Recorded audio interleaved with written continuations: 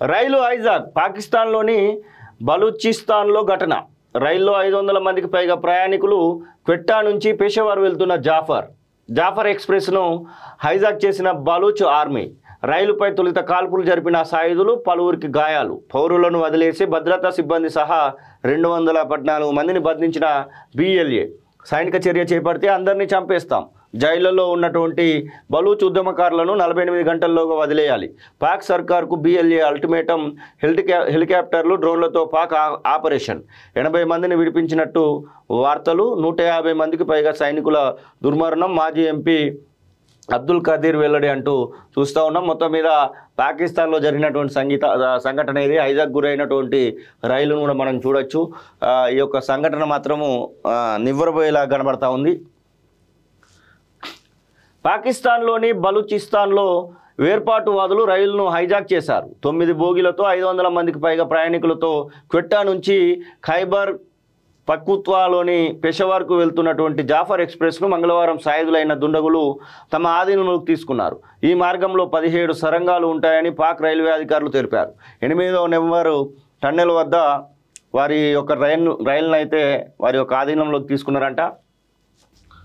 తొలుత సాయుధ దుండగులు రైలుపై భారీ స్థాయిలో కాల్పులు జరిపారని బలూచిస్తాన్ ప్రభుత్వ ప్రతినిధి సయీద్ రిండ్ వెల్లడించారు. పలువురు ప్రయాణికులు గాయపడినట్టు తెలుస్తోందన్నారు. ఈ ఘటనకు తామే బాధ్యులమని బలూచిస్తాన్ లిబరేషన్ ఆర్మీ BLA ప్రకటించింది.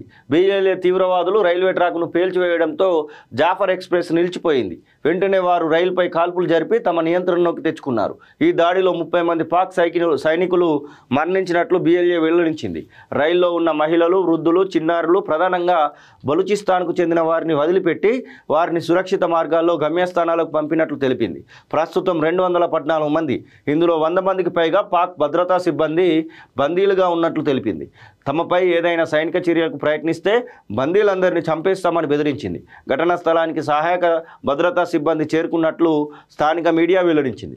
పాక్ ఆర్మీ సిబ్బంది వైద్యులతో ఎమర్జెన్సీ రైలును పంపినట్లు అధికారులు తెలిపారు. బందీలను కాపాడేందుకు సైనిక చర్య ప్రారంభించామని, చివరి ఉగ్రవాదిని మట్టు పెట్టే వరకు ఇది కొనసాగుతుందని భద్రతా బలగాలు వెల్లడించాయి.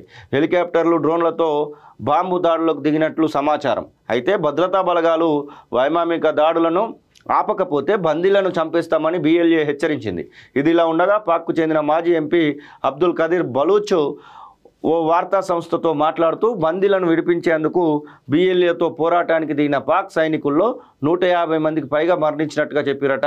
మొత్తం మీద జైళ్లలో ఉన్నటువంటి బలూచిస్తాన్ ఉద్యమకారులందరినీ విడిచిపెట్టాలని BLA డిమాండ్ చేసింది. వారందరినీ బేషరతుగా విడుదల చేయాలని పాక్ ప్రభుత్వానికి స్పష్టం చేసింది. 214 మంది బందీల్లో పాకిస్తాన్కు చెందిన మిలిటరీ, పారామిలిటరీ, పోలీస్, నిఘా అధికారులు ఉన్నట్టు తెలిపింది. 48 గంటల్లోగా బలూచిస్తాన్ రాజకీయ ఖైదీలు, ఇతర ఉద్యమకారులను విడిచిపెట్టకపోతే బందీలందరినీ చంపేస్తామని హెచ్చరించిందంట. మొత్తం మీద ఇదైతే దారుణమైనటువంటి సంఘటనే. పాకిస్తాన్లో మరి ఏం చేయబోతా ఉన్నారు ఏంది, వారిని ఒకవేళ ఈ యొక్క దుండగులు చంపేస్తే ఎట్లాంటి పరిస్థితి దాపరిస్తుంది ఏందనేది మాత్రం ఒక ప్రశ్నగానే మనకు కనబడుతూ ఉంది. ఖచ్చితంగా అక్కడి ప్రభుత్వం అయితే వారి విషయంలో ఆలోచన చేయాల్సిందే.